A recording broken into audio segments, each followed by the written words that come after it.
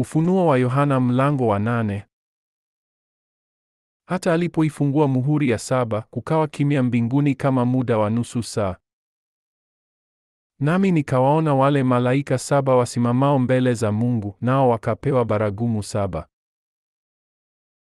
Na malaika mwingine akaja akasimama mbele ya madhabahu, mwenye chetezo cha dhahabu, akapewa uvumba mwingi, ili autie pamoja na maombi ya watakatifu wote juu ya madhabahu ya dhahabu, iliyo mbele ya kiti cha enzi. Na moshi wa ule uvumba ukapanda mbele za Mungu pamoja na maombi ya watakatifu, kutoka mkononi mwa malaika. Na huyo malaika akakitwaa kile chetezo, akakijaza moto wa madhabahu, akautupa juu ya nchi, kukawa radi na sauti na umeme na tetemeko la nchi.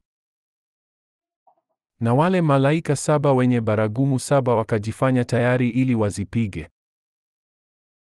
Malaika wa kwanza akapiga baragumu, kukawa mvua ya mawe na moto vilivyotangamana na damu, vikatupwa juu ya nchi, theluthi ya nchi ikateketea, na theluthi ya miti ikateketea, na majani mabichi yote yakateketea.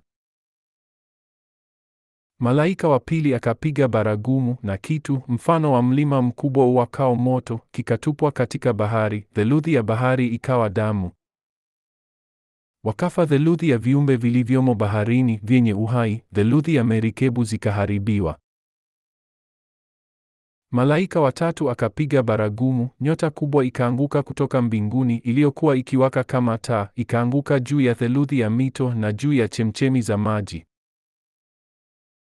Na jina lake ile nyota yaitwa Pakanga, theluthi ya maji ikawa pakanga, na wanadamu wengi wakafa kwa maji hayo, kwa kuwa yalitiwa uchungu.